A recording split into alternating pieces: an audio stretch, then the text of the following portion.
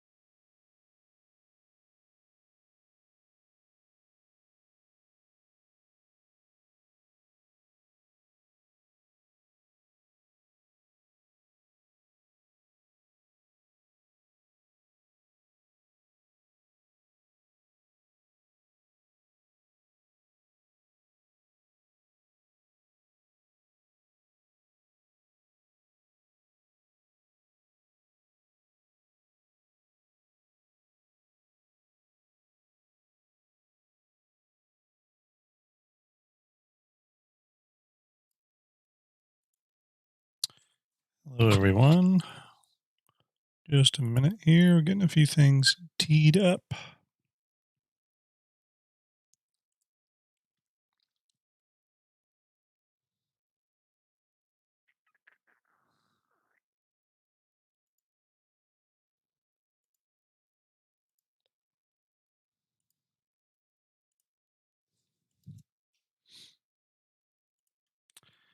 Stand by, stand by.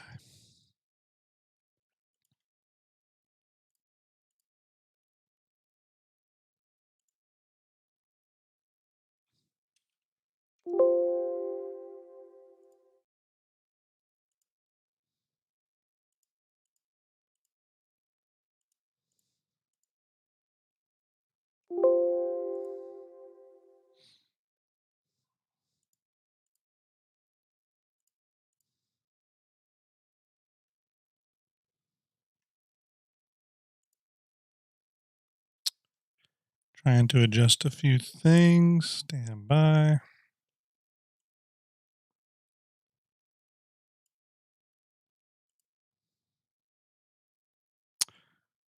All right. Can everyone hear me okay?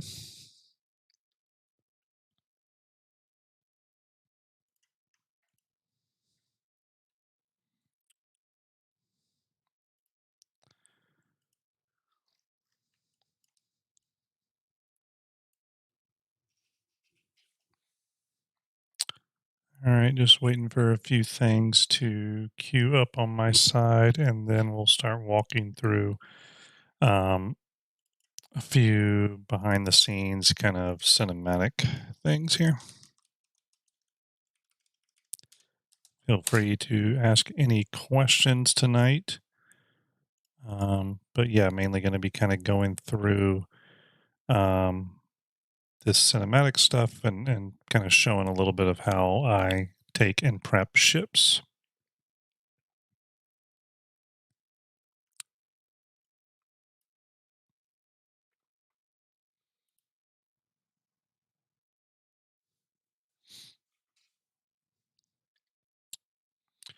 Let me know if you all can hear me on audio, though. Appreciate it.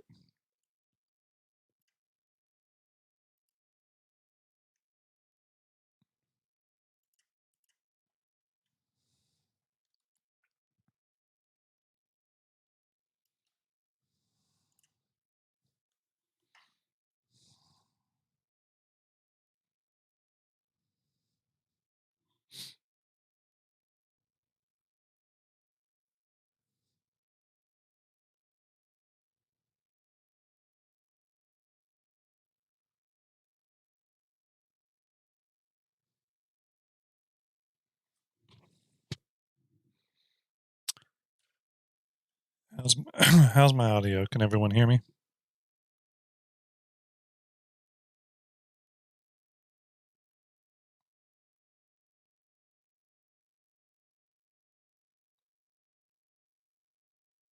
Cool. Okay. I think audio is finally probably working. Hello, everyone. Ender, the 0115, Rolo Kip, a lot of usual folks in the chat. I'm just waiting for a few things to download and queue here on my second monitor, and we will go through some behind the scenes on a small little project I'm going to do um, that's cinematic related, and but it's not a full cinematic, but it gives you a little bit of an inside look into how I prep ships. So just continue to stand by for a second and we'll get going. I got to get a few technical things in order for this to behave, of course. I've got about 6 pieces of software running right now, so bear with me. Bear with me. How's everyone doing tonight?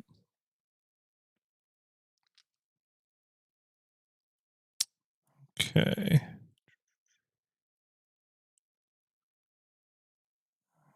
Right. Okay, cool. All right, feel free to throw any questions my way. I'm going to kind of roll through here. Um, so I thought about maybe doing a small spot for the Show Us Your Colors um, community submission thing going on right now for Pride Month, and thought, hey, it'd be cool to just submit something. Um, and I was trying to think of what ship to use. I wanted to do something that was different than that's been the cinematic. So I thought, let's do the Gatak Raylan. Hopefully, I'm saying that right. I believe I am. It is a medium sized cargo ship, although I think I almost feel like it should be a large with its cross section beam and size proportions. But I was going to focus on that ship just because I thought it was really interesting. So I pulled down the hollow model from RSI, which is what you're looking at here. Really cool ship. Got a lot of interesting things going on with it. Um, and what I'm going to do is kind of run you through a little bit of what. Oops, one second here. Let's make sure before I get going.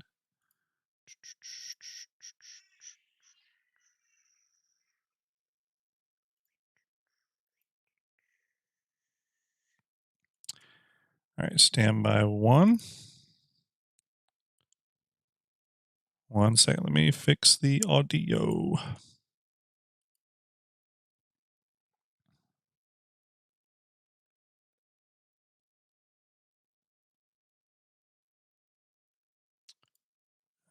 Okay.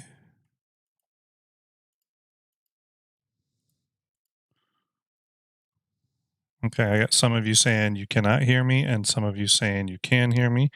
So that's a bit confusing, but we're going to go forward as if this is working. um, all right, let me get a couple things up here. So what I'm going to do is show you how I pull models down in case you're curious. So yeah, let's start there. Okay, I believe audio is working. All the settings are correct. So, okay, so we're starting with Gatak Raylan. Um, One of the very first things I have to do is pull it from the RSI website. There's multiple ways I get the models for the cinematics. Some are pulled directly from the RSI website, and some of them are, um, acquired through other means. Some of them are pulled from the game files. Some of them have interiors. Some of them have animation rigging in them with joints and bones and all that stuff. If you know anything about 3D, you'll know what those terms are.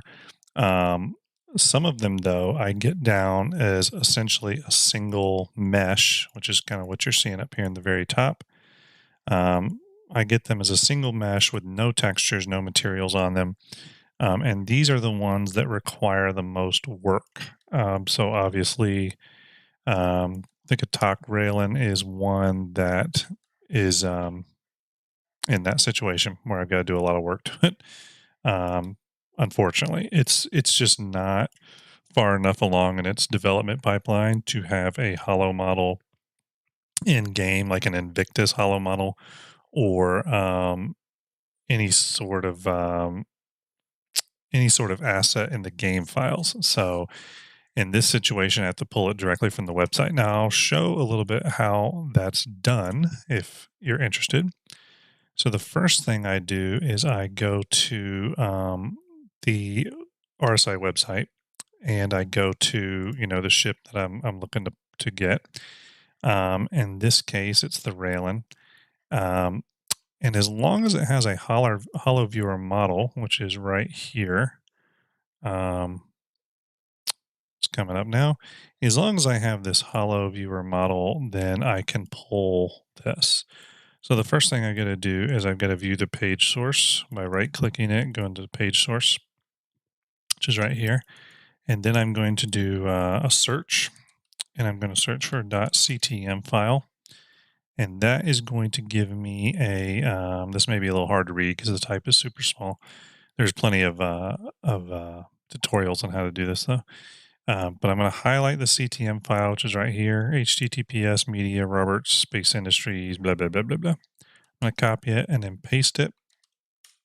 It'll immediately download a file, a CTM file, essentially.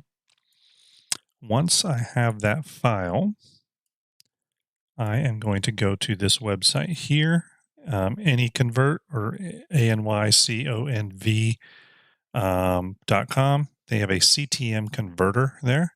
So I will, go to my downloads. Let's see here. Stand by. Let me grab it.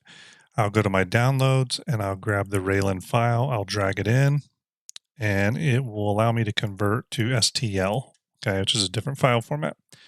Thanks, Rollo. Looks like I got audio is fine in Tucson. Okay, good. STL file. So I'll just hit convert. It's going to convert that to an STL file. It doesn't take too long, just a second, and then I'll download the STL file. Once I get the STL file, I am good to go, and I can drag that STL file into Cinema 4D or even Blender, and it's going to give me this. Now, a lot of times it will come in kind of weird. Sometimes it comes in rotated in strange ways, like this is how this one came in. But usually, you can just do some rotations and get it kind of on the right path. One other thing with this is that it's just a single mesh. There's no there's no separate meshes and parts and pieces of all the ships. Now, if I was to bring in a different model, like let's say I brought in the Anvil Carrack, I would have the full complete ship, all the separate meshes, everything would be broken out really nicely. I would have all my materials up here assigned properly, all my materials down here assigned properly, and I would be able to very easily start piecing the ship together to be able to use in a cinematic. Obviously here, I don't have that luxury, and there's a couple of things here. Now, some of the terminology when you're doing 3D can get kind of nonsensical, so I'm just going to kind of use layman terms when talking about this for those that are interested. But one of the first things I do is throw a Fong tag on it within Cinema, and what the Fong tag is going to do is go in and smooth out these facets. So if I come into this turret, you'll see these little square facets here. By putting the Fong tag on there, it's going to, which is in modeling Fong, it's going to make everything smooth as you see here, but it's also going to kind of like make it look real almost pillowy and kind of weird. So you got to go into the Fong texture and you got to kind of do some adjustments to it. But once you do all that, you should get into a place where it kind of cleans things up, makes it a little bit more crisp. If I zoom in on this turret again, you can see here it's nice and crisp. And just overall give me something that's a little sharper, a little cleaner. I can do that at any stage of the process, but I just thought I would show you, that first initial model prep. And then a lot of times before I go into cinematics, I'll save the model here and it either goes through my pipeline or it'll sit in this state for a while. Um, the next thing I do is I kind of go to the RSI page, or I'll pull up some sort of reference. So with the Katak Railing, obviously they had this animation they did showing off the rail, and actually there's a better picture of it. Let me grab that. Bear with me. Again, such a cool ship. Um, and I really think RSI did a great job designing something that was different feeling. I know some people have some negative things to say about the ship, but overall, I feel like it was a big success if the goal is to make something that looks alien. So let me see if I can find the image I am looking for. Of course, because I'm streaming, I probably can't find it, but that's okay. It's on the RSI website, so I will just grab that real quick. Okay, here it is. Here it is. Here it is.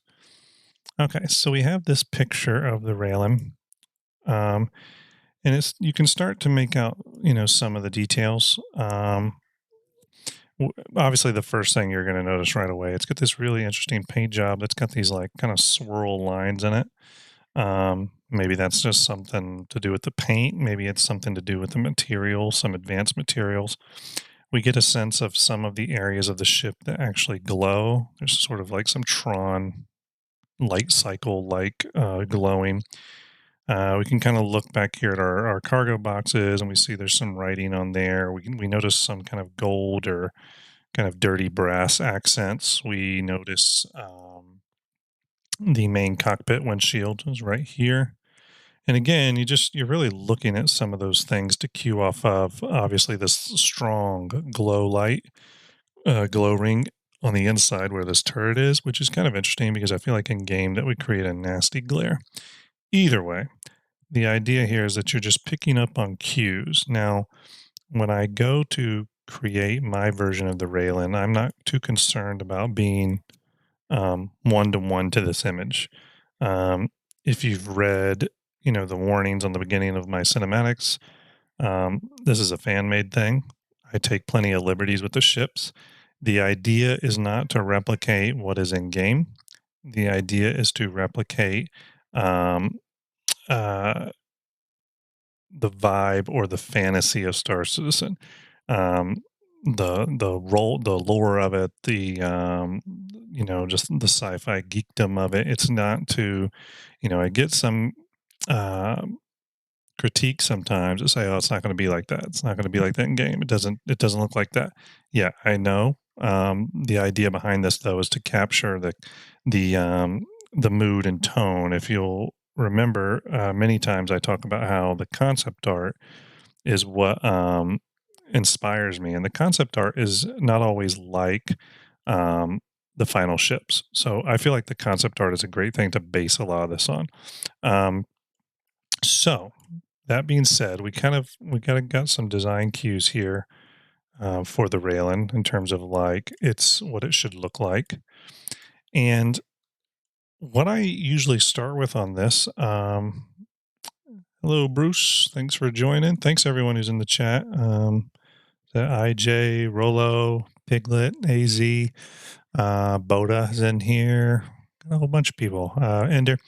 Um, so the idea is once we have a model to work with, we kind of go ahead and start bringing down a few basic textures. So one of the first things I'll do is I'll grab just kind of a generic glass texture. I'll grab um, and these are like pre-made materials here. They're usually a good starting point. I'll usually for an alien ship like this, it's got some weird kind of colors going on.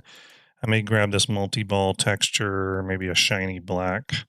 Um, might grab. And you guys, again, this is not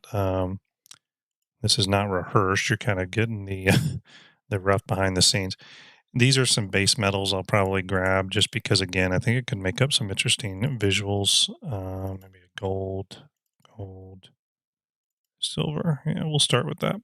So this kind of gives us a nice little bit of materials to start with. Now, this ship is feels like it should be pretty shiny. So that's why I'm going the shiny route, but we'll probably create a few non-shiny textures here. So I went kind of a dark kind of charcoal, almost black, and then maybe a lighter gray. All right, we'll start there. Does it just me or does it look like the turrets rotate forward? The art shows the turrets as perpendicular to the ship, but the hollow model shows them tilted forward.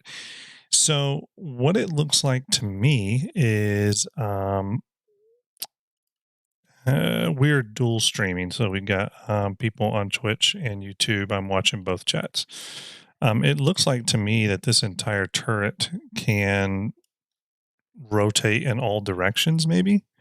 I'm not sure if that's the case, but if that's the case, then you should be able to get coverage on all 200 or all 180 degrees on either side of the ship. So these two turrets, while I've seen them get a lot of criticism, um, I think based off of what I'm looking at here and how these joints are, I feel like it's going to be able to rotate in a 180 degree arc.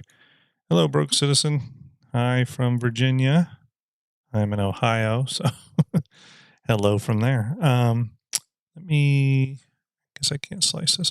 Okay, so the next step. How do we take this model and start to apply these textures to it? Well, it depends on the model and it depends on the state of the model. Some of these models from the HoloViewer are an absolute mess, and some of them are really nice. In the case of this, what I usually do is click on the model and I start getting all these faces. You can see all the faces it's now giving me. I'll grab this tool here, which is a selector tool, and essentially I'll just start highlighting stuff, right? So, um, yeah, Brooke says in Cinema 4D is just like an easy 3D tool for people that are just not doing 3D daily. I don't do 3D daily, so it's a tool that's pretty easy to kind of get into and not have to keep up with, to be honest with you. So you tend to think of Xeon as composite and carbon fiber. Yeah, Rollo, you may be right. I'm sure the materials for this ship are going to be pretty crazy. Some sort of like wild exotic polymer. Um, Again, since I don't have any of that information, for me, the goal is to do something that feels cool and sexy in motion, to be totally honest with you. All right, so I'm grabbing faces here. I'm being kind of messy with it. Um, and there we go. There we go. Again, doesn't you don't have to be perfect with this. And sometimes you do need to be perfect, and sometimes you do not.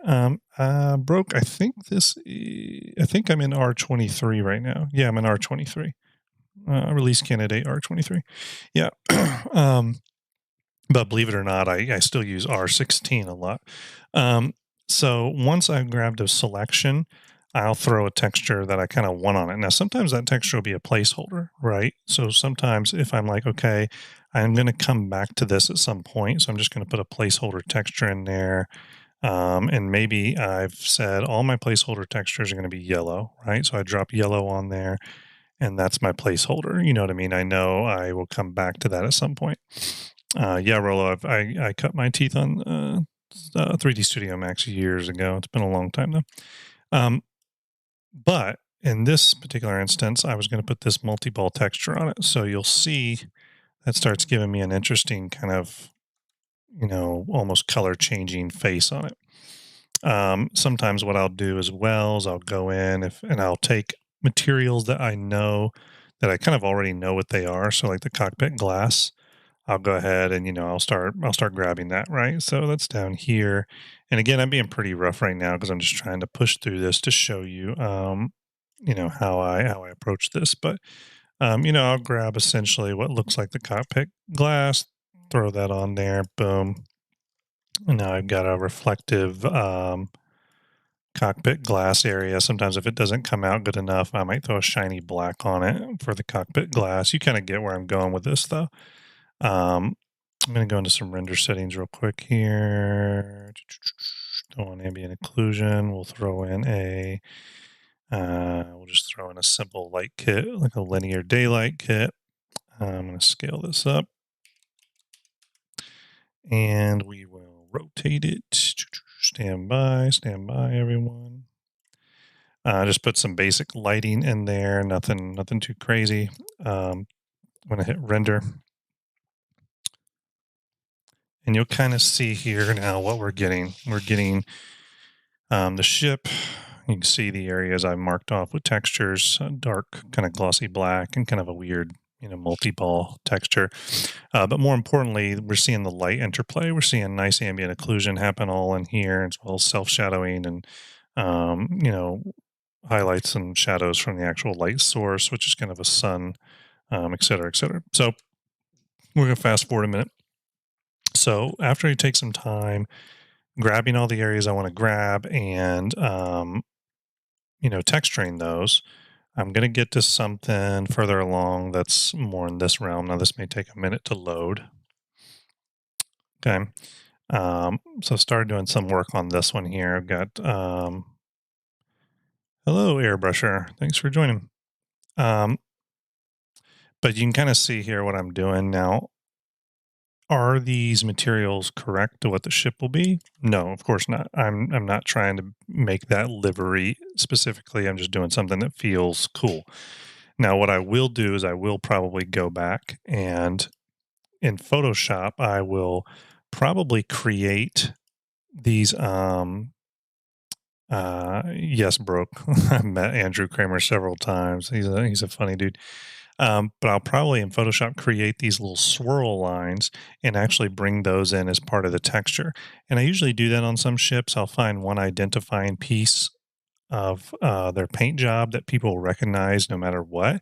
And since these swirly lines are that, I'll do that. And this XO7 Gatak decal that's over here, I will probably have that on there on the side too. Yeah, Broke, I've heard of Grayscale Gorilla. I think this light kit that I just used is from there. Yep, right here. It's just a Grayscale Gorilla GSG Light Kit Pro. They have some good stuff to get started with. Sometimes I don't always use it for animation though, or when I'm doing the actual cinematics because it's pretty intensive on the renders. But for mocking up and stuff like this, I'll use it when I can. Speaking of that, I'm going to go ahead and bring that light source back in. Again, everyone, this is pretty unrehearsed. Let's see. Yeah, no, Rolo, no, there's no worries. I'm used to that back and forth, and I do the same thing as you. Sometimes I'll go into Jump Point, look around, and kind of see what reference I can get from there. I mean, if there's a lot of reference out there, and I can get a lot from jump points and sources of reference, I'll use it. If not, then I'll just make it up on my own. That really came into play on the Endeavor. And I may bring up the Endeavor model here here in a little bit, and I'll kind of give you a little walkthrough of the process that the Endeavor required to build out for the Aegis cinematic. Because as you know, the Endeavor Superstructure exists as a hollow model, but all the modules for it do not exist. You can't download them from anywhere. So I and another modeler had to model them from scratch and build them to metric to the ship. We also had to do some greebling and some model work on the Endeavor superstructure itself. So that was a whole nother beast where their hollow models are for the Endeavors are so old, they required a lot of work for me to just get them even in a usable state. Believe it or not, this Raylan, which I know is still in concept according to CIG, based off what I was seeing in some of their animations, I feel like this ship is not far away. The Scorpius looked about the same level of built out. And the Scorpius is what, 316, I believe. And this ship easily falls within that kind of, level of work being completed on it. So if I had to guess, and I'm, you know, don't listen to me on this because CIG is going to do what they want. But if I had to guess, I would say this ship is slated for anywhere between, 315 all the way to maybe spring 20, spring next year. But I do think it's a ship that's close, honestly, to coming out. I don't think this is going to be something that's too far away. Um, okay, so one thing I did have to do, and I'll show you here, I do this occasionally on ships, is I knew I wanted to add some detail to the little cargo pods. But I didn't want to have to go and add the detail to each one individually. So what I started doing was I carved off one of them. I carved off this one back here, I believe. And when I carved that off, I had just this one piece and I detailed it out, textured it, put some labels on it. And then after it was detailed out, I then just like started placing it all throughout here, like these are, in order to save myself time while getting all these cargo pods detailed. So I did that over here. Let me bring up the railing that's a little further along. So right here, you obviously there's no cargo pods on it, but I'm going to turn those on now. So there we go. Okay. And I've started working on them, giving them a little love and stuff. Not done yet, but getting there. Um, and this ship is not by any means complete. Um, so I'm going to just do a render test here, kind of see where we're at, and give you an idea of what I'm going to do with this ship afterwards. I probably won't execute animation tonight. I'll probably execute animation sometime this week, but I'll give you an idea of what I'm going to do with this. Hey, Jaron, how are you, man? Appreciate you stopping by. We're just kind of looking at the Katak railing that I am prepping for a short little cinematic for the show us your colors. Show us your colors submission thing that CIG's got going on. So as you can see, this is kind of starting to feel like it's getting somewhere. Well, I'll do another render here from the front. Sometimes I'll just do these little renders to make sure that it's starting to feel right. Again, this ship does need work. I need to get those little swirly lines in there. I need to get the Gatak railing decal on there and a lot of other details. But for right now, what we're trying to focus on is just the overall feel of the ship, the overall vibe of the ship. So I see something wrong with the lighting already. So stand by. Okay. Killed that. Okay. I'm going to re-render that. And again, I'll bring up the Endeavor next. Bodo, will it be out before the MM, you think? It's a good question, Boda. I'm assuming you're referring to the Gatak here. I don't know, but I don't think it's an accident that you're seeing the Raylan, uh, the Raylan as a cargo ship, the Hull series all on the progress tracker, as well as the Merchantman. I don't think that's a mistake. We know the cargo refactor is also on the roadmap, and I think large cargo run gameplay is coming. I think that's going to be a big end of year thing, or maybe first quarter next year thing. And I think they're trying to make sure they got the ships in the game to support that. Obviously, we just got the C2 and M2 and all that, but beyond the Caterpillar, um, and maybe I wouldn't even say the Freelancer Max. Thanks, just in time. Appreciate that. We need more large cargo ships for this whole cargo refactor to make sense. So that's why I think we're seeing these. So I'm gonna pull up something here. Stand by, stand by. And again, sorry this stream is rough. I just kind of do it together and thought some of you would enjoy kind of seeing some behind the scenes work. Yeah, thanks, just in time. Appreciate the thing. Yeah, we're hoping we get a lot of content planned for STARJUMP, and the cinematics are just one part of that. So, okay, so again, what I'm trying to do here is not be exact. I still have to do some work to this Um, like I need to get more of the glow bits in here. I need to get these little glow bits and these lines and these little parts and wings or whatever they're called. I got to get the swirly lines in there. I got to get the Gatak logo in there, but it's getting there, right? The overall vibe of the ship is starting to get there. I probably got too much color in here. I'll probably make it a little bit more black and grays. But sometimes I like to work with color at first because just like painting or sketching, it's fun to kind of do things with color and then see where that goes and then pull things back. I'll get a glow light source in here. Right now, I've just got a bright area where the glow will be, but the glow will actually be there eventually. Um, let's see. Brooks says, StarJump, look at the cores go. What CPU and GPU are rocking?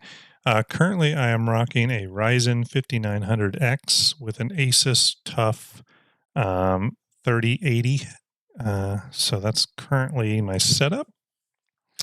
Luckily, me and Ender were able to get machines built right before the the shortages happened, so we really got it just in time.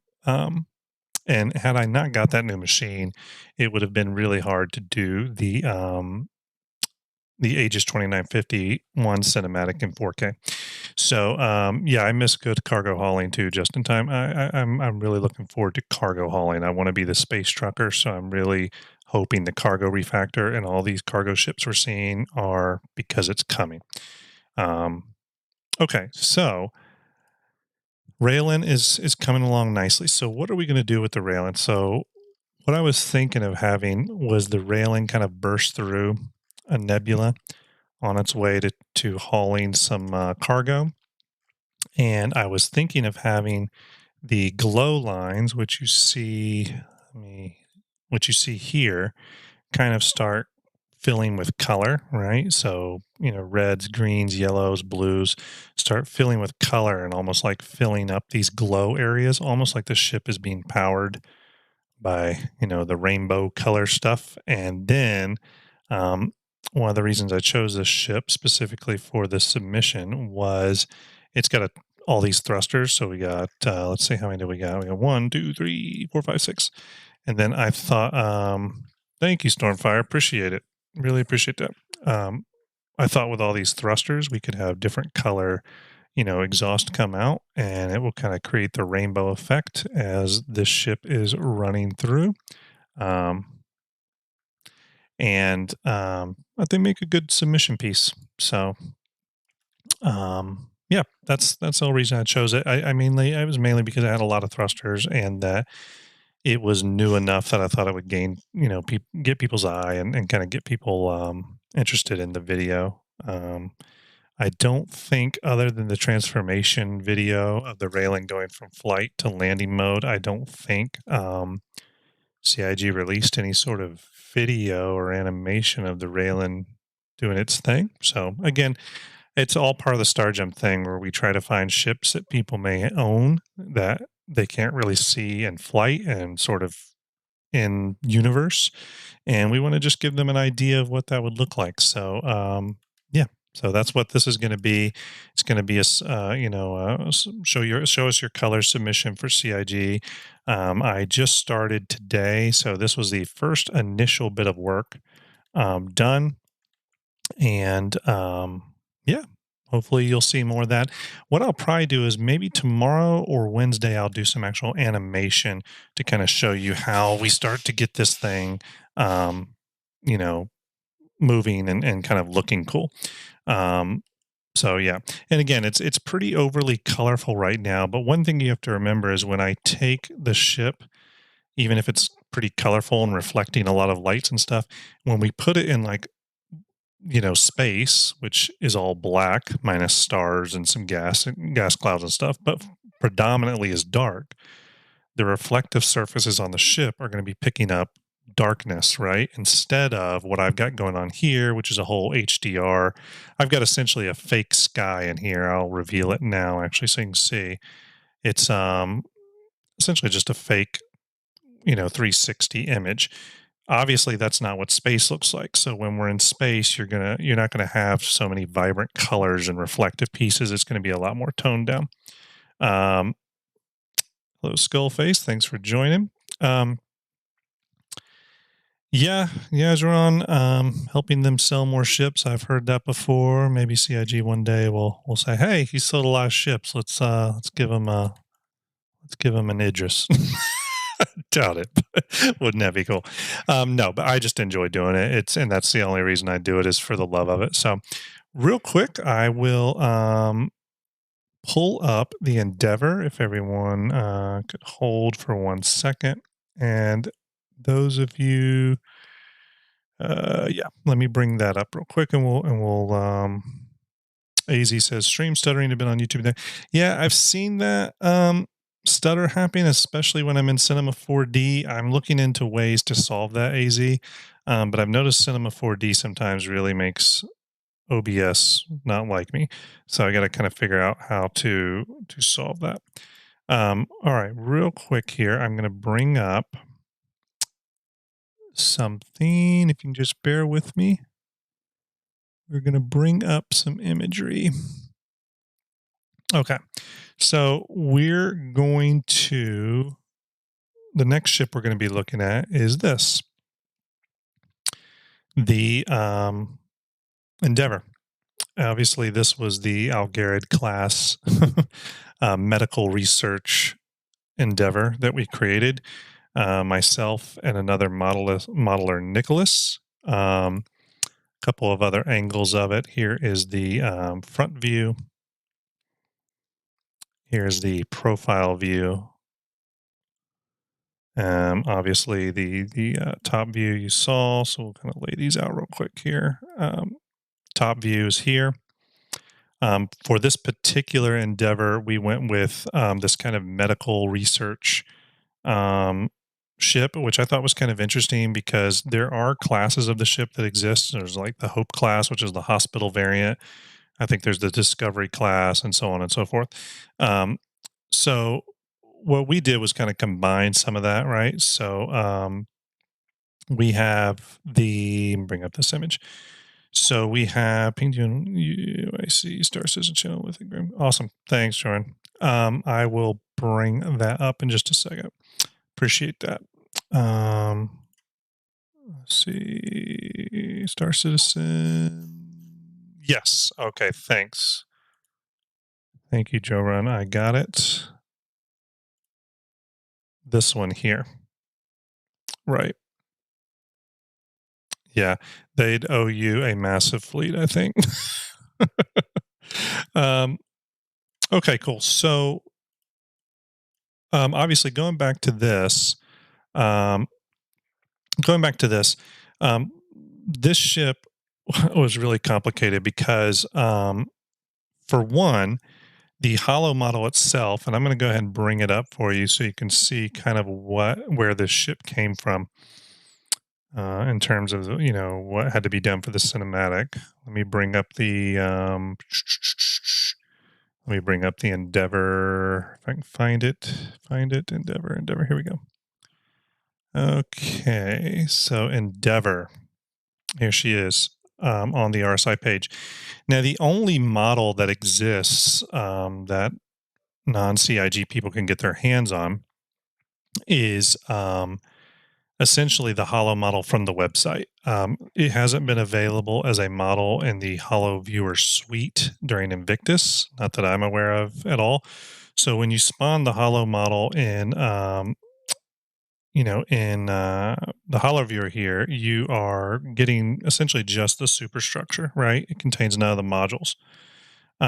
So we had to do a lot of research, and there is a lot of research out there in terms of CIG's posted a lot of images of rough, kind of low poly mock-ups of the modules for this ship. So using all that, I'm going to bring up something else here. Again, bear with me. This is kind of all off the cuff. Yes, we do have one with the collider. I'll show all that AZ. I'm going to bring up. Okay, so CIG has a lot of imagery as reference. So they have, the landing bay pod here. I found this reference somewhere. So we kind of knew what that looked like. You can kind of see a little bit of that inspiration down here. I'll get to the hangar a little better here in a second. But we were able to find multiple views of the hangar. Here's another one. And I kind of liked how the hangar in this mock-up went over to this medical pod. So you'll see we put the medical pod here along with the connector down here on the bottom that goes into the hangar. We looked at other reference imagery like this here. Now their farm is a lot more low key and where it's got a lot of small, like kind of fruit, vegetable bearing plants, and you can kind of see the scale of a human here. We riffed off of that. I think my like structure supports here are probably a little too thick. Hey, Starlet, thanks for joining. I'm just giving people a little bit behind the scenes on the cinematics. So these structures are a little thicker, but we also wanted to do something where it felt a little bit more lush in here, where it wasn't just like food producing plants, but plants that maybe could be harvested for like medical reasons and stuff. So that was the reasoning there. Again, we take some liberties. We've pulled reference for the kind of particle collider, gravity ring. I've seen it called a few different things. You can see CIG hasn't totally textured this stuff yet. This looks very placeholder, so I kind of made ours whatever textures I wanted to be honest with you. Here is the telescope array module.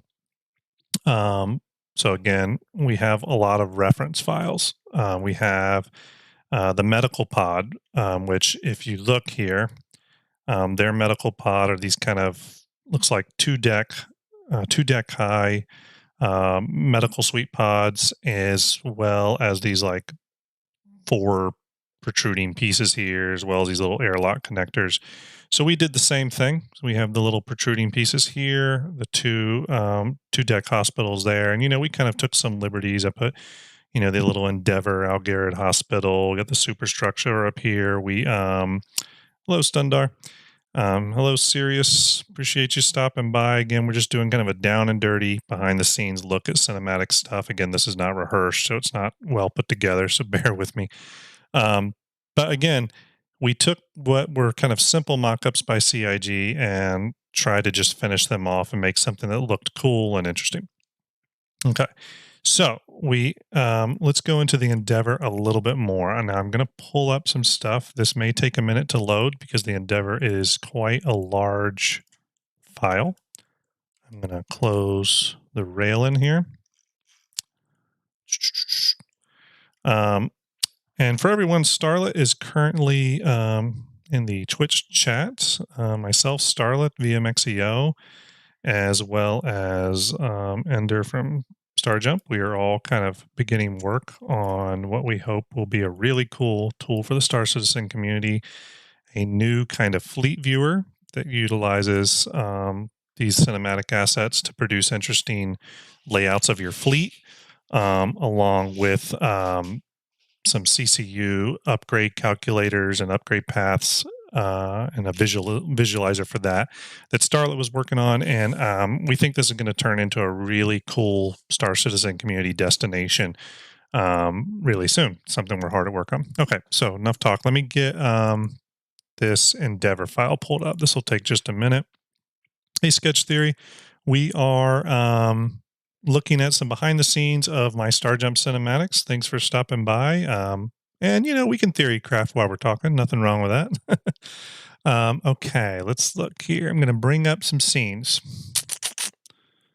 This can get complicated. These ships are heavy and a little difficult to deal with sometimes. Okay, actually, you know what? First, before we bring that up,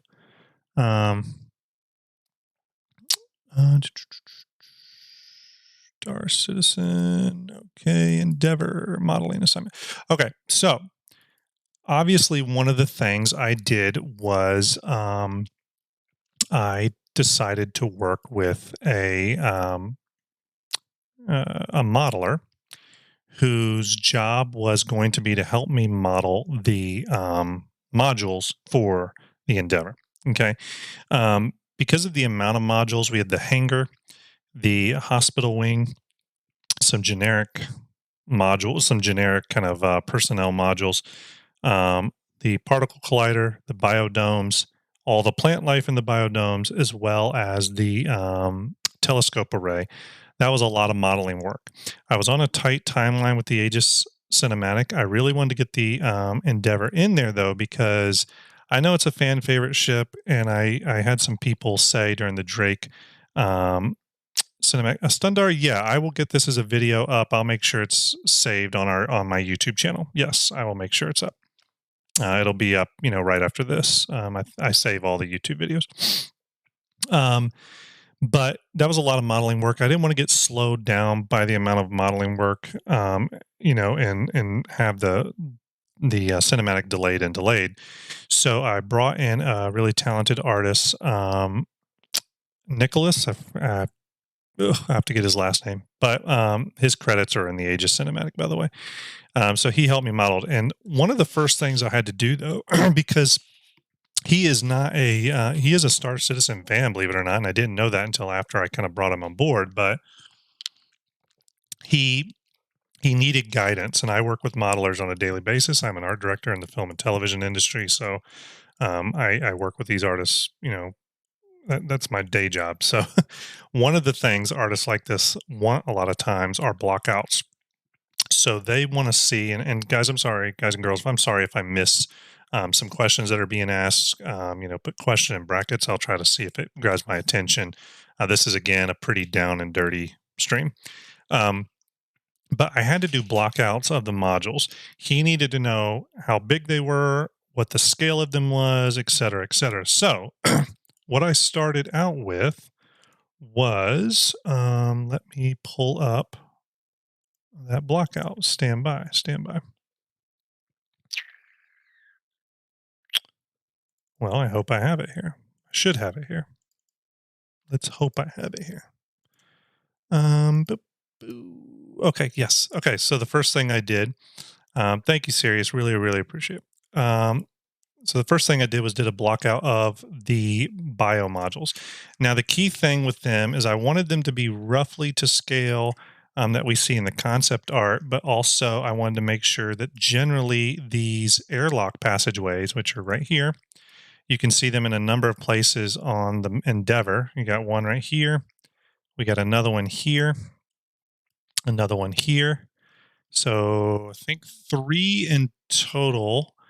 And it's probably going to be possible for the Endeavor to link up um, additional airlocks. I'm not totally sure. Either way, I told him, okay, I need the biodomes here with the airlocks connecting.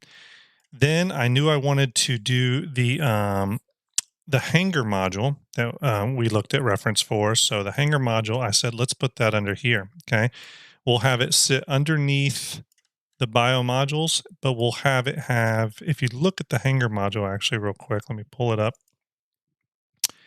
Now again, it's not exact, but you'll notice that it's got these 2 vertical connectors that connect to airlocks, right?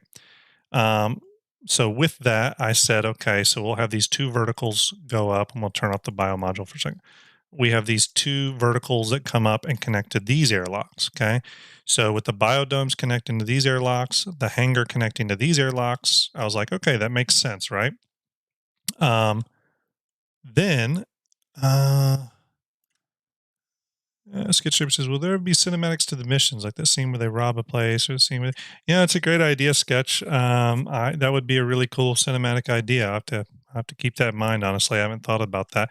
And no, I do not work for CIG, but I am an art director in the film and television industry. I've worked on a lot of big movies that you probably know, and I've worked on a lot of television shows and stuff like that. Um, so, biomodule. Um, I'm not really a tuber. I'm a very, very amateur YouTuber. Terrible. Okay, and then the last thing I wanted was the Hab module. Now um, you'll see this airlock here. So I had one more left. So I said, okay, we'll put the Hab module here. And what we'll do is we'll have possibly a connector out of each hospital wing that comes down and goes in the back of the hangar. And my thinking there, and you can kind of see it in this image, Thank you, Sirius. Appreciate that. Um, you'll kind of see this back path here that goes back and comes up. And what I was thinking there is that if someone lands in a Cutlass Red or Apollo, they're going to be able to very quickly get patients off of there and either up an elevator to whatever's waiting up here or down here to the hospital wing. And you can kind of see that here. It looks like you would bring a patient down this hallway, up this airlock, and into the hospital wing. I'm calling it the hospital wing. I don't know what CIG calls it. um, so we kind of replicated that here, and that's one I put together. I said, okay, this is going to be one of the endeavors. Okay, so that was kind of endeavor one.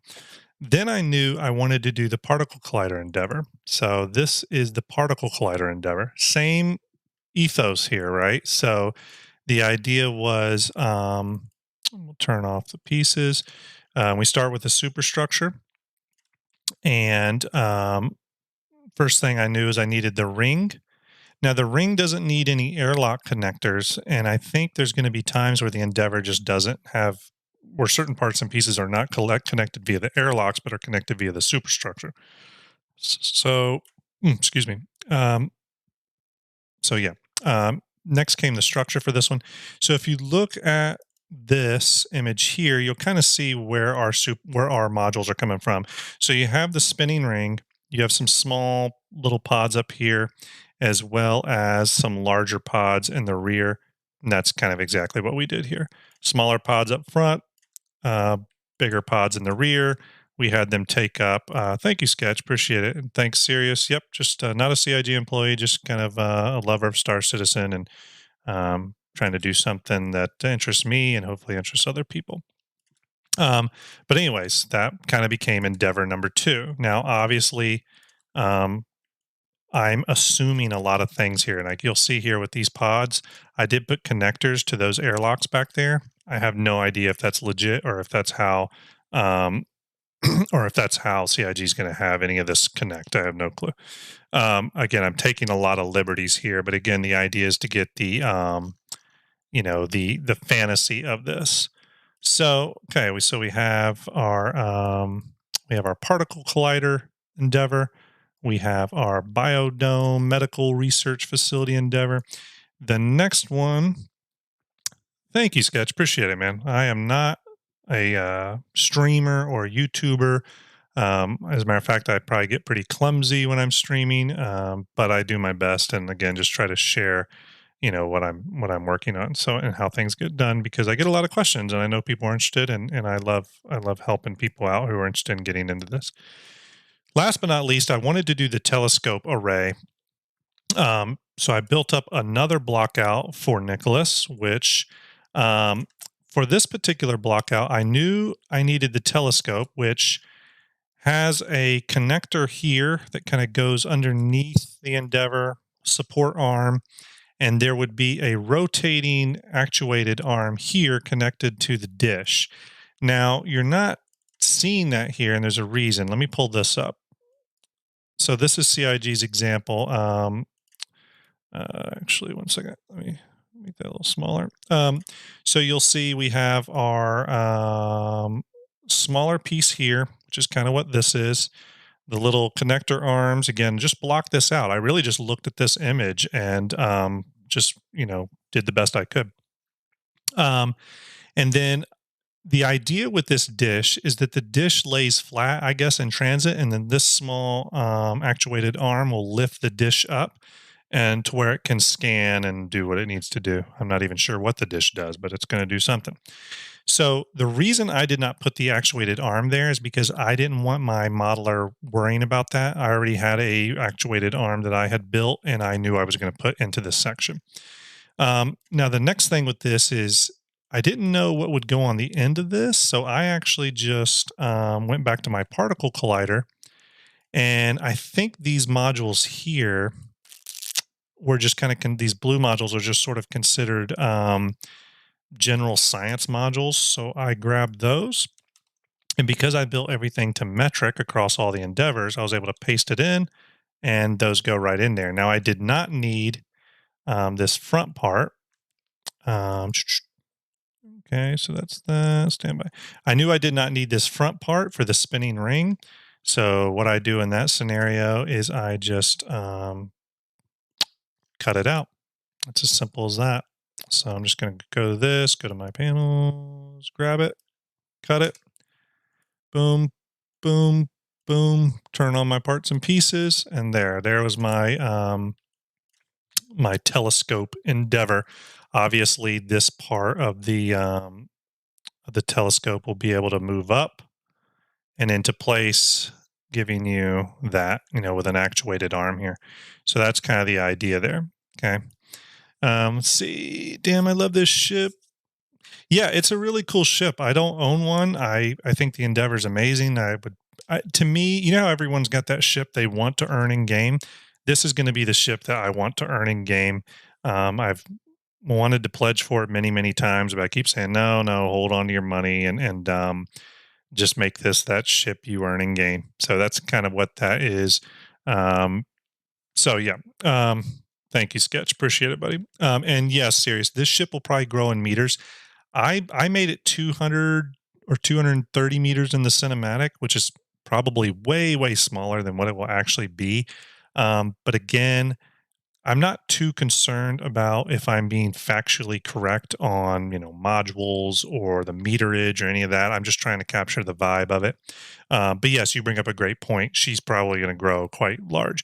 If I had to guess, I personally think the Endeavor is going to land somewhere in the 250 on the low end, which is about Idris size, a little bigger than Idris, up to probably somewhere in the 350-meter range. I'm guessing 350 meters. I think she's going to be bigger than the Kraken, but I don't know if she's going to have as much usable space as the Kraken. A little hard to know with MISC ships sometimes because I do feel like MISC ships can be sometimes quite cramped on their interiors, and a little claustrophobic, which I kind of like, but I think they're a little bit claustrophobic in their interior design, unlike, say, a Crusader ship or something. So, all right. So now let's go a little deeper into our Endeavor model. So what have I showed? I've showed that we started with the superstructure, right? And let's actually, you know what? Let's look at something with this superstructure real quick because it's got its own issues that became quite a problem. I'm gonna create a light, move this light around so that we can see some details. So if I zoom in on this ship, this model's got all kinds of issues. For one, I don't know quite what's going on up here. Because if I bring up a piece of their concept art, you'll notice their concept art even looks unfinished for the Endeavor, right? Or heavily painted on, right? So here's another image. You'll see it's mostly in silhouette. You can't see very many of the details. It's got motion blur and lightning and all this stuff. While this one, on the other hand, is almost very plain. Um, it looks like it's almost globally lit, et cetera, et cetera. I can then bring up another image, this image here, and it's very painted over. It feels very painterly, and it's beautiful for concept art. Absolutely beautiful for concept art. But you can tell if you really zoom in to some of these details, you can see it's pretty simple. This model has not been taken very far into the pipeline, at least publicly that we can see. And you can see that here. This is just kind of a weird mess of polygons. Let me go into with lines here. There's a lot of weird intersections of polygons. The windows up here are an absolute mess. Um, Things are kind of generally blocked out, but you've got really strange kit bashing kind of going on, and that's to be expected. Hey, mildly, thanks for joining me. That's to be expected for a ship far off into concepting. I mean, again, this is not a critique of CIG. This is just kind of saying how 3D works, and it works like this in the feature film world and in every commercial world and stuff. Things are kit bashed, things are thrown together. Um, so yeah, so this ship had some issues. Okay. So what happened was I said, okay, let me throw a texture on it, right? So I threw a texture on it, like kind of a raw metal misc, freelancer style texture. And it looked terrible. And I was like, okay, this is a problem. And the reason it looked terrible was that up in here, there really just wasn't enough detail to balance the ship visually with all the detailing going on back here. Um, Paul Jones, one of I think the head CIG concept artists, Joe Run can probably correct me on that, on his official title, or maybe Starlet can.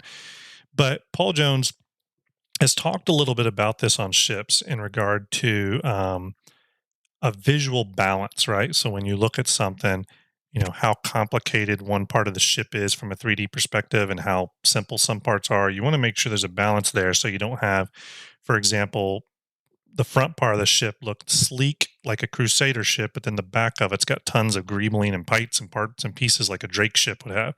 It creates a weird design asymmetry that's kind of strange. So um, it didn't take long before I started going, oh, okay, I'm going to need to add to this. Okay.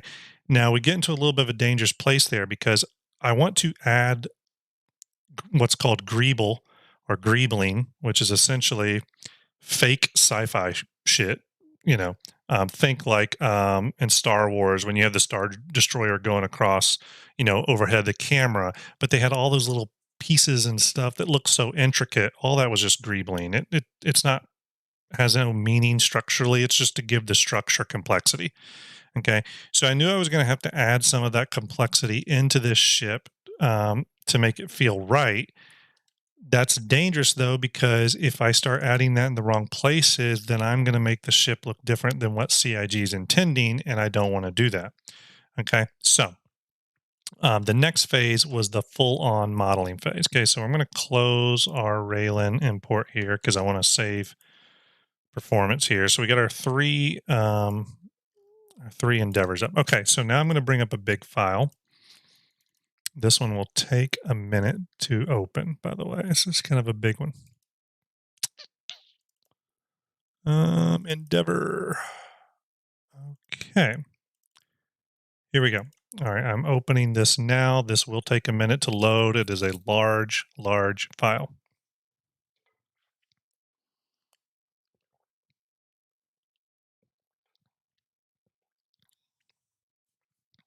There it is. Okay.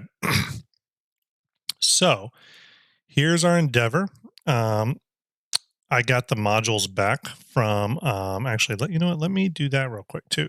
So I sent those blockouts. Oh yeah, I skipped a step. Let's go back for a minute. So I sent these blockouts to my modeler. The modeler proceeded to send back his my blockouts, but detailed. Okay. So what he sends me back are FBX files that contain. He's in charge of the ship concept team. Thank you, Joran. Appreciate it. So what did he send me? What did he send me? Stand by, everyone. I'm bringing it up now. I just want to make sure I'm opening the right thing for you.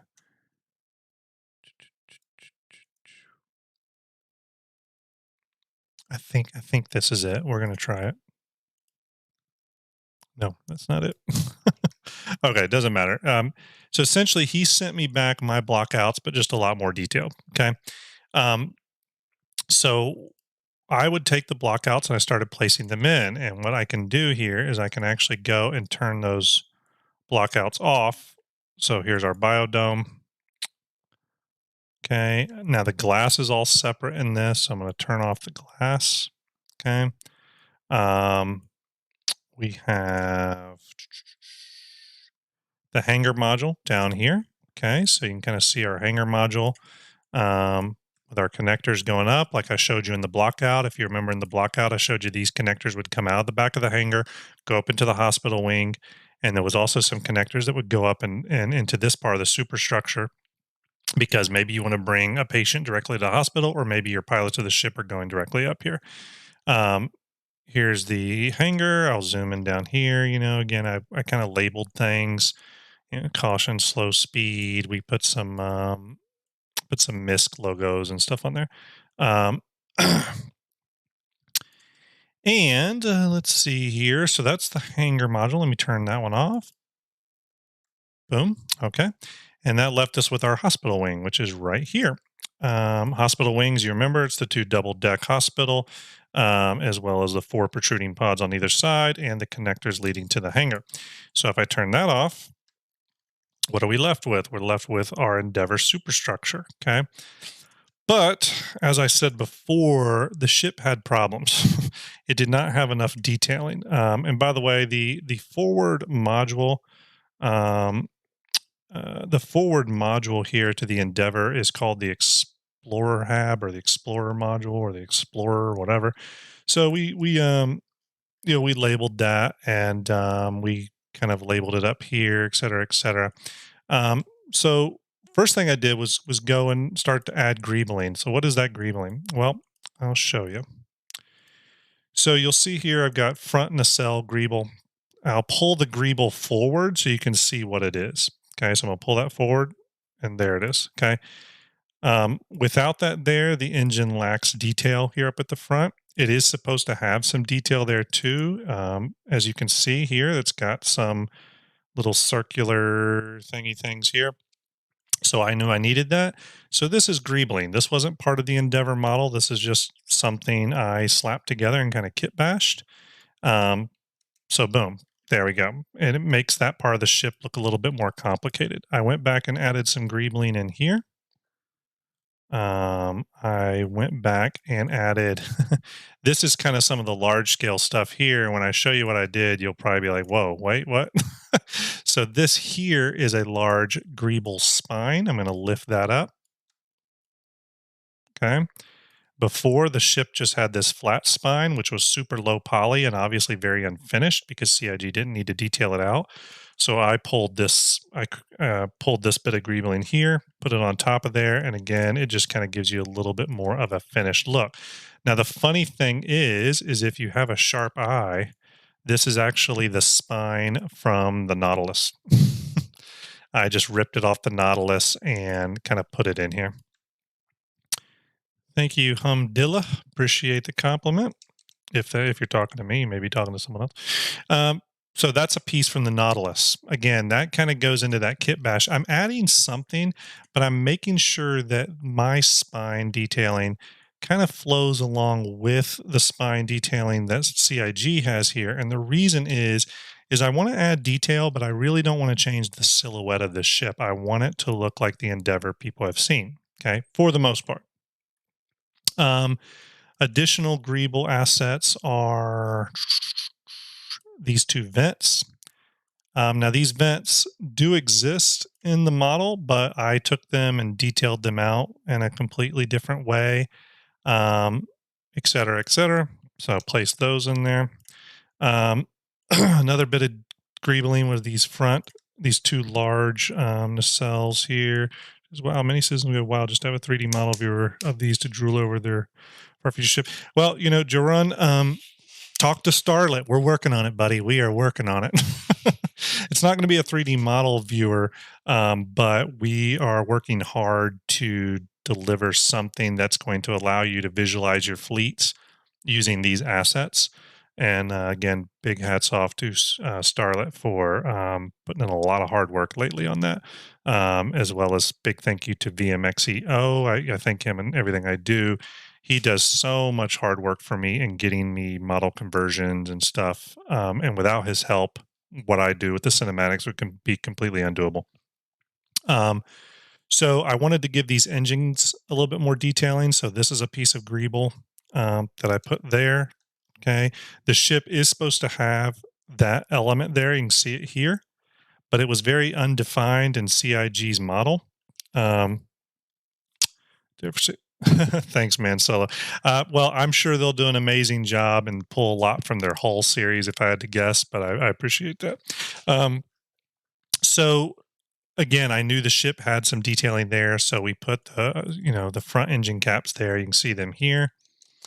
Did the same thing on the back. The thruster exhausts for the Explorer module, pretty low poly, so I pulled something from a Greeble platform, put it in there to give it that extra detail. Again, it's very close to what was there.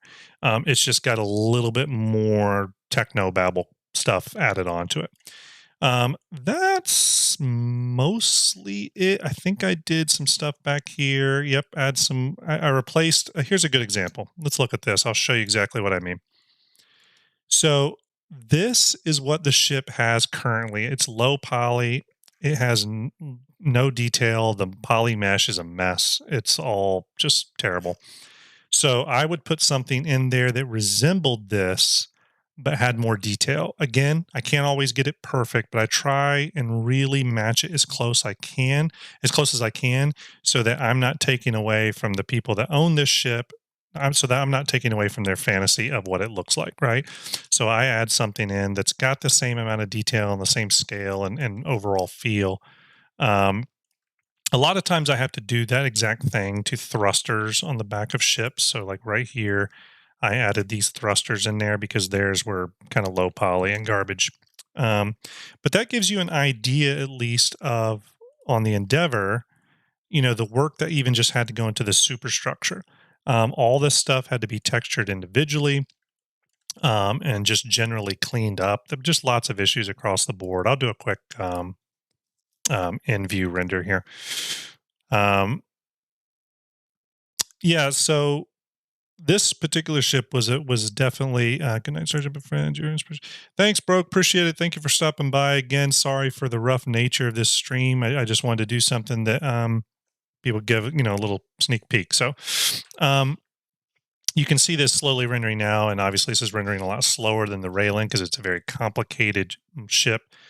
But you can kind of see what's going on here. We have some of that raw metal look from the MISC series, like the Freelancer and stuff. I thought that was kind of cool to do for the Endeavor.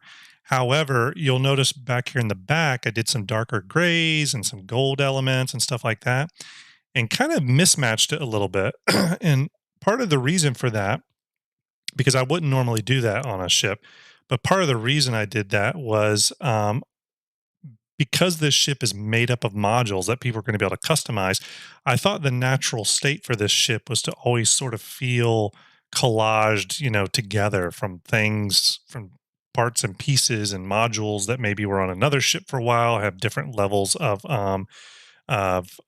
wear and tear and stuff. So I wanted the ship to feel a little bit modular like that in terms of its just overall paint scheme across the entire ship. So we go from raw metal to dark to light grays, gold elements, et cetera, et cetera.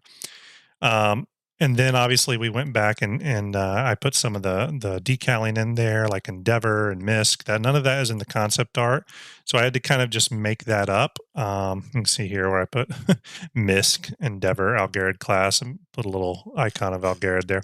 Just an inside joke. But we go back and put danger exhaust icons or decals, danger radiation. Thanks, mildly appreciate it.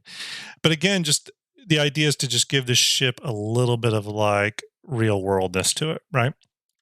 So again, once the superstructure was complete, I took the FBXs that Nicholas sent me and I had to do an entire texture pass on them. So in the case of the biodome, let's go ahead and spawn that back in. In case with the biodome, I had to kind of cut it up and stuff. So the first thing I did was the glass and the structure for the glass are completely separate object. Obviously, because I knew I was going to have a scene in my cinematic where the glass got destroyed by a Santaki eye. So I needed all that to be separate. But also what I needed to do was when Nicholas gave me back the biodome pieces, I needed to do all the vegetation, the trees, and all that good stuff. And if you look at Cig Concept Art, let me see. Do I have a picture of that? Here is the picture I sent to Nicholas. You'll see I detailed out the airlock doors, the half domes, the glass panels, an image reference they had, as well as this reference down here. Now you'll see down in this reference here, they got a very small little reflection pond, some walkways and walls. Hey, Sigillian, thanks for joining, man. Appreciate it. Just doing a little behind the scenes. I got a couple other people, Shmaya, Man Solo. Who else we got? Yeah, okay. Thanks for everybody for joining. Shmaya, I might be able to put a human in there for scale. If not a human, I can put a 2 scale rectangle in there to give you a sense of the scale. But again, I knew I had to get some plants in there, and CIG has them in these kind of 90-degree or 180 or 270-degree arcs of plant life. So I knew I needed to do that. So I kind of replicated something. Um, and you can kind of see that here. We got the little reflection pond. Hopefully you guys can see that in this. By the way, this doesn't look very good when I'm exploring in 3D. This is known as like hardware shading. It's not obviously final render look, but it gives you a sense of what you're looking at. But I put trees in there, plants, dirt, soil, grass. I put these little steel walkways that can be walked on by the characters and stuff, and that was kind of the idea. Um, and then duplicated that on the other side over here. Stundar says, how large do you think the front module is, the Explorer part? That's a good question. I can give you an estimate on that, though, in just a second. And one way I do that, actually, let's go to a top-down view for real quick, and I'll show you sometimes how I do lengths. So I'm going to create a rectangle here, and I'm going to make it the length of the endeavor. So roughly there, give or take, right? Something like that. I'm going to move that over.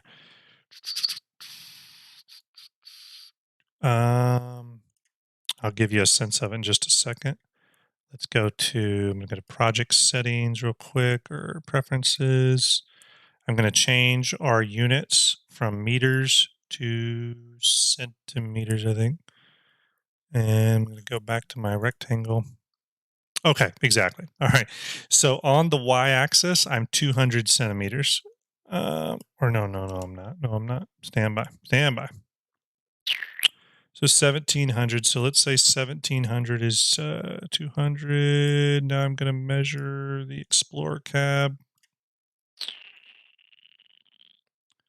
Stand by. This is going to be a rough estimate, by the way. What's the current endeavor listed as on the RSI website? Does anyone know?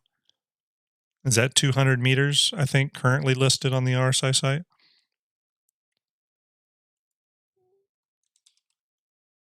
Okay, let's see here. Okay. So currently, if the endeavor is 200 meters long, that would put the Explorer Hab somewhere in the nature of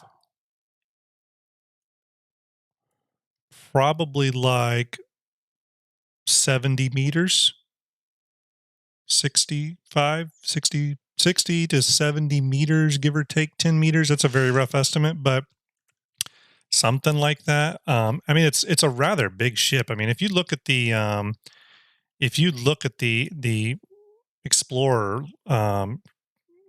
ship up here at the front, I mean, it's a good substantial size of the Endeavor. I mean, if the Endeavor is 200 meters long, it's not quite half, but I mean, it's at least 60 meters long. So it's going to be a pretty good size ship. Absolutely. And again, we think the Endeavor is going to grow by quite a bit. So, I mean, the Explorer could end up being a 100-meter long ship before it's all said and done. F-Lax, hopefully I pronounced that right. So how much modeling do you actually do personally, or are you just grabbing the hollow models mainly? It's a great question. It's a little bit of both. We kind of went through a lot of that, but this video will be up for you to watch later on our YouTube channel. But that's a great question, and I like to be totally upfront and honest about all that because CIG does put a lot of work into their hollow models. I start with the hollow models if I can. With the Endeavor, I was able to start with essentially this. I was able to start with just this file here that you're seeing, which is the Endeavor Superstructure. It did have a lot of issues, though. The modules I would block out like so, send those off to a modeler, and then would get high-res models back. Sometimes I did the modeling, but I like to give my modeler, Nicholas, credit. He did a lot of work there. And then I bring all these models together and do a lot more work to them. So, for example, for the biomodules, I'm putting all the vegetation in there, et cetera, et cetera. I'll zoom in here. You can kind of see what's going on. But so once we've got, let's get back to the biodomes here. So then I put my glass and the framing on there. So boom, there's that. So there's our biodomes. All right, next came the hanger, which I'm popping on now. So the hanger's tricky. There's VMXEO. Ephelux, you were asking about the modeling. A lot of the models too are pulled from various sources, and VMXEO, who's currently in the YouTube chat, um, you know, does a ton of work for me in helping me source a lot of this stuff. And he's written scripts and things like that to help pull things I need and make my life much easier. So it is absolutely a collab effort, the modeling. I for the average cinematic, I would say custom modeling, I do probably 30 to 40%. Um, all all the complex models kind of come from VMXEO from sources. And then completely unique models that don't exist as a game asset, don't exist as a hollow model, don't exist anywhere. Um, Such as the modules for the Endeavor are modeled by me or a modeler in South America that I use named Nicholas. So it gives you it's definitely a collaborative effort. um, so here's the hanger. This probably you didn't get to see in the cinematic, but I put a huge MISC logo back there. Um, Anyways, the hanger module connects through the airlocks up here at the top. All the airlocks mostly connect.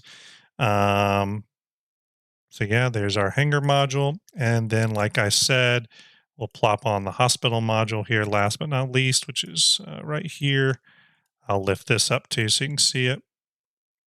Here it is. But they all connect. As a matter of fact, I'll pull down the hospital module. You'll see the airlocks right here for the hospital module, and you'll see down here in the hospital module, here's the airlocks to enter that. So again, tried to get everything right as best we could. Okay. So that's our biodome endeavor. Let me bring up another one. I'm going to close this one out, and we're going to bring up um uh, p- p- sorry, stand by here. I'm looking for the file. Hopefully this is correct. I'll bring up another endeavor now.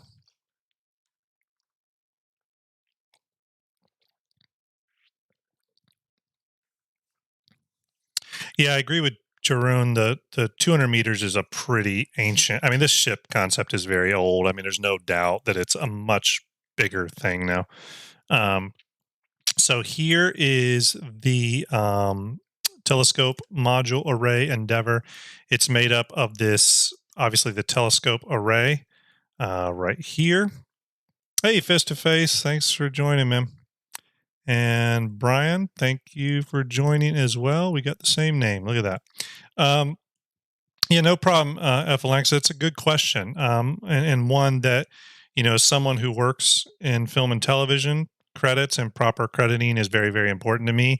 If you look at my Drake cinematic, or sorry, especially my Aegis cinematic, and go to the end, I really encourage people to watch the credits there because the credits are important to the people that worked on the job and are important to me.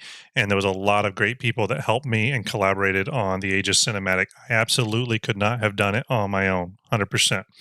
VMXEO, who's currently in this channel, in this chat channel, again, massive help there. If it wasn't for VM, this would not have been done. The Aegis cinematic would have been a lot smaller. It would have probably been a 2-minute long cinematic and wouldn't have near the amount of ships in it.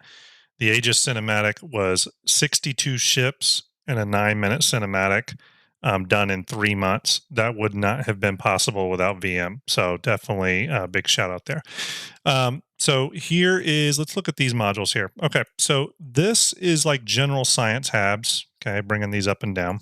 And they have the airlocks and everything to prove. I kind of went with a wild color there because, again, I kind of like that color scheme kind of mismatching on the Endeavor since it feels like such a moduled ship. Um, the other aspect of this was the telescope array. I don't think I have it animating here, but essentially it is made up of a lot of parts and pieces. So let me see if I can grab those without breaking everything. But here is the telescope array. Okay. There you go. I'll bring it back down into place. The telescope array, I wanted it to look very similar to what concept art I could find, which was the following. Okay, this is the concept art I was able to find of the telescope array. I did something very similar. It's not 100% exact. I got the actual reflective panels mostly laid out like the actual ship, and a lot of these parts and pieces for the superstructure where it connects correct. But I did end up, for the sake of making it feel like it had a little bit more weight, I ended up putting some additional support struts here. Um, and I put some labeling here on the back. See if that will render out. Yeah. Um, so obviously, again, some liberties are taken there, but the idea is to mostly keep the silhouette correct. And a lot of times, what I'll do is I'll find an image. So take this image here, right? And I'll say, okay, let me put my ship in this general position, which I will do now. And again, I'm being real. If any of you are actual 3D artists, you will know how sloppy and ridiculous I'm kind of being right now, but for the sake of just showing something quickly. So I will put my ship in a general position of a piece of CIG concept art and sort of just see if I'm getting close to the fantasy and vibe of this ship. Because again, that's the goal. I'm not trying to be 100% exact. I'm trying to essentially capture the mood and feel of the ship. So that is the telescope array. And then last but not least, we have, let me go to our final endeavor, which would be our particle accelerator science variant. I'm not sure which one that one's called. Maybe, I think the telescope array one's called the Discovery class. The hospital one is called the Hope class. And then I don't know the others. Maybe someone, someone else does. Um, Okay, here is the particle accelerator variant.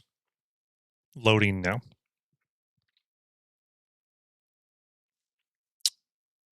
Again, big models, they take a minute to load.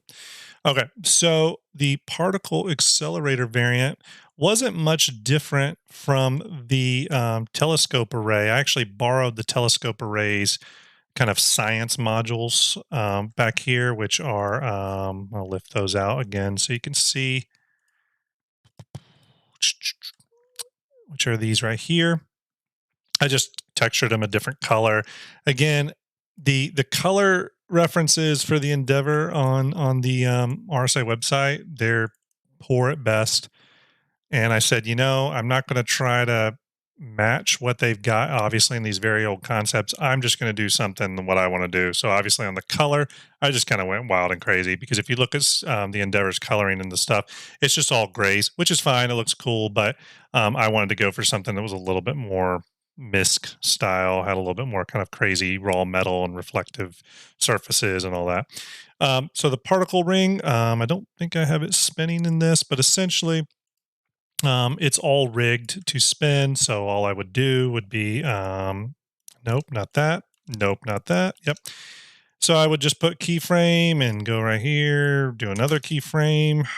And before you know it, you've got rotation for your spinning module. That's kind of how that works. But yeah, that's essentially it. It's made up of 3 pieces. I got this front smaller spin piece here. This is the structure that the actual ring rests on and spins on. And then I have the ring itself, which is right here. Again, a lot of this stuff's pretty easy to create in 3D really quickly, using tools, especially in Cinema 4D, using tools like MoGraph. MoGraph allows you to take one piece of something and then throw it in a radial cloner. So for a ring like this, while it looks like a pretty complicated piece of geometry, this probably takes to like build this ring here. It was probably took 20 minutes, 30 minutes to build ultimately. So it actually doesn't take that long. Um, so Sirius says, it looks even better. You should work at vehicle art team. You know, Sirius, that would be a cool job, wouldn't it be? Thanks, Ender. Everyone, Ender, SJ, Ender, Starjump underscore Ender is also in the chat, the other half of Starjump. So this was just kind of an off the cuff. I had a couple requests come in today, actually, begging for me to do essentially this walkthrough of the Endeavor. So I wanted to do that tonight. But yeah, so that's the three endeavors. And again, you can kind of see how by spending time getting the let me fix this, by getting the superstructure correct, which is the same in all three of the Endeavor variants I showed you, by getting the superstructure complete and good, um, that part was then done, and I could then focus on just integrating the different modules. So one thing, that's a good question, Seg. I will show the. So I use this is kind of a reference, um, but it's not exact. If you look here, these modules here, these basic science modules, I kind of just eyeballed it and I said, you know, those are equal to their beam width. Their beam width is equal to these back nacelles back here. It looks equal mostly. And the ring looks mostly equal to that as well in terms of its radius. So if you look here, I mostly did that. I'm not exact. My modules go a little farther out than this. Based on some additional measurements I did, it looked like these science modules were a little bigger. But sometimes I would fudge things. And then I just tried to make it all kind of line up mostly like that image. If you look at it from the same sort of angle, let me bring that angle up again. Like if you were to look at it from mostly this angle here, this kind of 3/4 isometric, they all kind of line up roughly. You know what I mean? Um, Starlet says Olympic class for the quad biome. Okay, yeah, that's right. You're right, Starlet. It's an Olympic class for that. And it is the quad biome. And here's the reason I did not do quad biomes. Originally, I was going to do that. But when I was first doing the Aegis cinematic, I was convinced that I was going to do a single endeavor. And because I was going to do a single endeavor, I said, I might as well throw some different modules on it to give people an idea of what the different modules would look like. So I decided to go with a dual biodome, the hospital lab, and hangar. Now, I've had people come up to me afterwards and have said, well, that's not a real class, or all those aren't going to be able, they take up too many slots on the ship, so that's not going to be feasible. That's probably true, probably accurate, not arguing with that. But I was kind of fudging the module system a little bit there. However, and I'll give a little preview into that fleet visualizer myself, Starlet, VMXEO, and are working on. Um, One of the things we want to allow you to do is that when you choose an endeavor, you're going to be able to choose which endeavor you own, and it will be represented in your fleet view. So if it's just the endeavor base, so the superstructure, that'll display. If you got the Hope class or the Discovery class or any of that, or the Olympic class, those will all populate as well, the actual modules. Um, Again, we wanted to do something that was a little different than what's available out there right now. So expect that kind of functionality in the fleet visualizer once it's finally released. It may not be in version 1 that we have that functionality, but we'll see.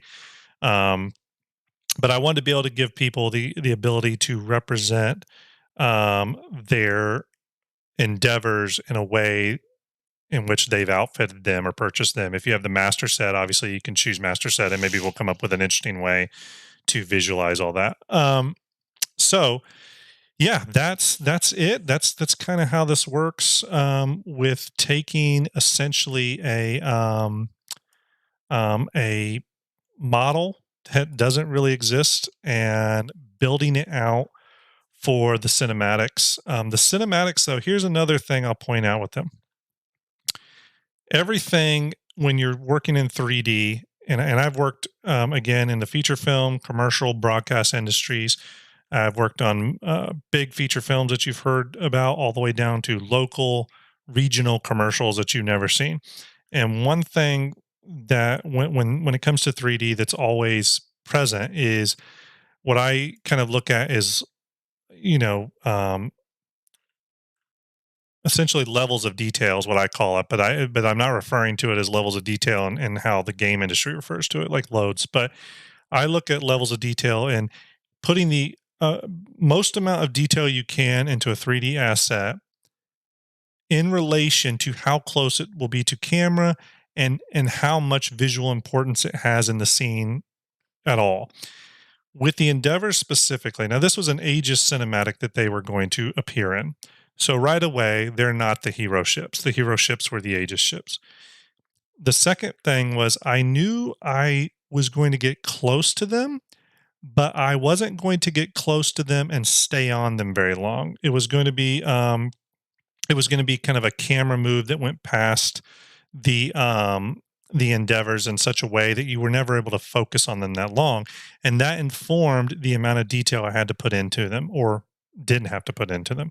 Um, Now, if I was to go and do a MISC cinematic next, then I would probably do another detail pass on these endeavors, tighten them up, get the modules correct, and just do an overall quality pass on them so that they are the hero ships for the MISC cinematic. Now, for our fleet visualizer, I'm also going to kind of be doing that on every ship, doing a little bit of a tightening pass on them to get them in order. Molten Ice asks, do you have a Cutlass model to fit into the hangar? So, Molten, I do. I could bring a Cutlass model in here and kind of cram in here. The issue is that this particular this file here with this endeavor is not to scale. This is just in a world of its own. I don't know if it's an inch long or 3,000 inches long. However, in the scene file, which I can open up actually real quick, in the scene file, I do have the endeavors in there set to a particular scale. I can't remember the scale. And I have two cutlasses in there. So let me see if I can open that. It's a really, really heavy file. So hopefully it won't crash. Let me bring that up. What's it called here? Variant flyby, and it's a pass. All right, I had to separate that scene into multiple passes because it's a very complex scene. So I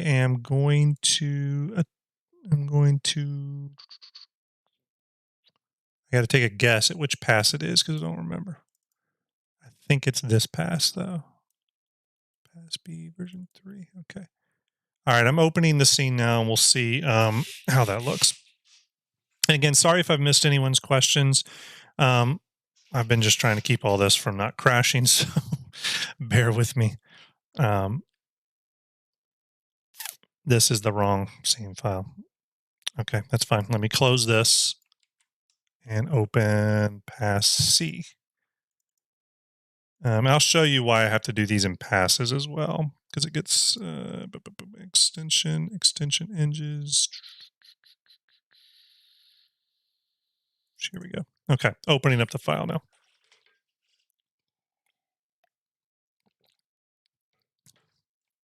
This may take a minute to load.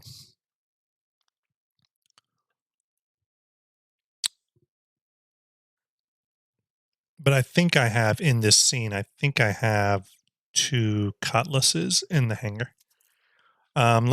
So my camera for this is doing this right now. There was a flyby and our camera kind of goes, we pass by the modules and the Endeavor flies by. So I'm going to detach my camera real quick. Okay, so now we can move around the scene freely. Let me find my Endeavors. A lot of scaling here.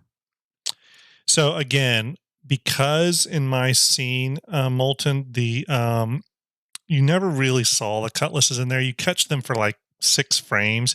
I didn't have to have it perfect, okay? So I didn't put a lot of effort into this because it just wasn't visible very long. But I'll zoom down here and you can kind of see where I crammed in these 2 cutlasses. As a matter of fact, I don't even have their landing gears out because you just didn't see them enough. But this was me putting 2 cutlasses in there. Again, it's awkward. I don't even know how cutlasses would land in there perfectly. I feel like for a hanger this size, you really just want 1 cutlass in there because you want to give that cutlass enough room to move around, lift off a little bit, rotate, et cetera, et cetera. So I'm not totally sure how CIG is going to handle that. Um, so we'll see. And yes, I agree, Brian. The Kraken is always the hero ship. 100% agree. Um, but if I pull one of these cutlasses out, let me pull a cutlass out. Okay. So you'll see here the relative size of the cutlass in the scene versus where it's at in the hanger. So the hanger, I mean, the hanger's pretty big, definitely sizable. I mean, if I can, I'll show you another size comparison here. Let me turn off the glass in the biodomes. So you could take this cutlass and just like park it in here. You can kind of see how big the cutlass is compared to that biodome. These may turn out to be way, way, way bigger. I have no clue. Again, you got to remember, I think Jerron pointed it out. The 200-meter reference on the RSI site is super out of date, way, way, way out of date. So all I can really do is make guesses. Now I've had some people tell me, "Oh, the Endeavor is going to be 900 meters long." That's such a leap. I mean, that's 2 javelins. I didn't want to take a leap like that without knowing either way. So I think I kept the Endeavor somewhere around the 250-meter mark. So bigger than what's listed, but not crazy big. I just did something that kind of, again, felt right. You can kind of see here my scale ratio that's going on. As a matter of fact, I might have a Kraken in this scene. Maybe not. Let me see. No, I don't. Okay. But you can kind of see, I'll do a funny little render here actually of this real quick for you. Um, yeah, let's see. I was asking because Molten says, I was asking because the hanger module says it can hold multiple cutlass reds. Yep. Um, I saw that too, Molten. I just went with 2. Again, for 3 or 4, and to give the ships enough room to actually operate. The more I thought about it, it just felt like the Endeavor would have to grow to a scale that was going to be so big that, I mean, yeah, it's getting like Bengal size at that point. So it seemed unreasonable. Um, but I don't know. Again, that could be totally right. It could be like 4 or so cutlasses. Now, the other thing about the cutlass, though, that I feel like, thank you, DM, appreciate it, is the cutlass has a docking collar on both sides, I believe, of its fuselage. To me, it would make more sense if the hanger module was actually a small terminal with airlocks so cutlasses could dock on it. That to me made more sense. So think of the cutlass would dock. You'd use your tractor beam to push your patient on the stretcher through the docking collar out into the terminal. So think of like a small little mini airport terminal that then has lifts that take you directly to the hospital wing. So again, I don't know. That's kind of what I was thinking, but who knows what they'll do. I personally feel the hangar is going to be very clumsy and awkward for the Endeavor. And I think the hangar, for you to have enough room for the ship to maneuver and all that stuff, whew, it's going to need to either be really big or it's going to need to be reconcepted, maybe where the hangar is very long and has openings at both ends so that ships can fly in and leave without having to do crazy rotations and stuff. But again, you could theory craft about that all day. I think that's where the thinking, though, is going to need to happen on that hangar is how usable is that, um, without putting people in danger flying those ships or the Endeavor itself. Now, one thing I want to point out here is you see this render going on, um, where I've taken the glass and the structure on top of the glass off of the biodomes, and you can kind of see the trees and stuff. It's kind of an interesting visual. Um, it almost made me wonder if maybe they could do a module where these two biodomes, instead of biodomes, what if they were just like flat landing pads? Think Kraken, right? That had exterior airlocks into the ship. That could be another module they could come up with. But again, I can think of 1,000 things that you could riff off of that would be kind of interesting. Um, so anyways, that's pretty much it. Again, I wanted to just go through a little bit of these ships and a little bit of the cinematics. It's been something I've been meaning to do for a while. I hope you all enjoyed it and felt like you got something out of it. It wasn't too boring. I'm sorry again for the kind of the amateur stream nature of it, but myself and Ender are trying to kind of dial our stuff down. Um, so yeah. That being said, the next stream I do will later this week will probably be animating the show us your colors um, Raylan animation I'm going to do. So take a look at that. I'll probably try animating it on stream. I can't promise it'll be super exciting, but we'll see. Um, yeah, that's pretty much it for tonight. Any other questions before I head out? I know some people are still asking a lot of questions about will XYZ fit. Um, it's one of the things I do when I'm doing these cinematics is I'll sometimes bring the ships in and do a lot of scaling tests and stuff and try to stick to those metrics again that are on the website. But that's always a little tricky. As anyone who will know, Starlet, who's in the chat, that's one of the primary things we're dealing with right now with the fleet visualizer is trying to nail down our metrics and our sizes. We want one of the big things people do with the ship visualization on top of wanting to see all their ships is they like to see the scale ratios of their fleet, right? From the smallest to the biggest. And I totally get that. It's like it's a powers of 10 sort of scale thing that people like to see. So we're really trying to nail that and make sure our scales are correct. And Starlet's been doing a ton of work there, really helping me come up with a scale ratio that works. Sirius asks, are those the old Cutlass models? No, this should be the new Cutlass model. Yep, this is a new Cutlass Red model. This is kind of a lower poly one here. Again, we were seeing this at a distance, so I didn't put a lot of effort into this model. But this is the newer one with the airlocks here and all that good stuff. So yeah, this is the newer Cutlass model. And that's what was down here in the hangar. Let me go back. Let me go down here. Yeah, that's what's down here is one of the newer Cutlass models. So, give you a little, I guess this would sort of be your view if you're taking off.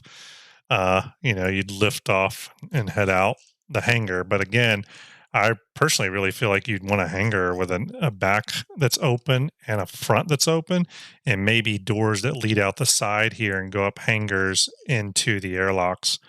Um, yeah. So, yeah, DM the red. It's a new model. It's one that I didn't put a lot of texture effort into because it wasn't being seen really well. So I didn't put a lot of visual effort into it. But it's one of the newer models.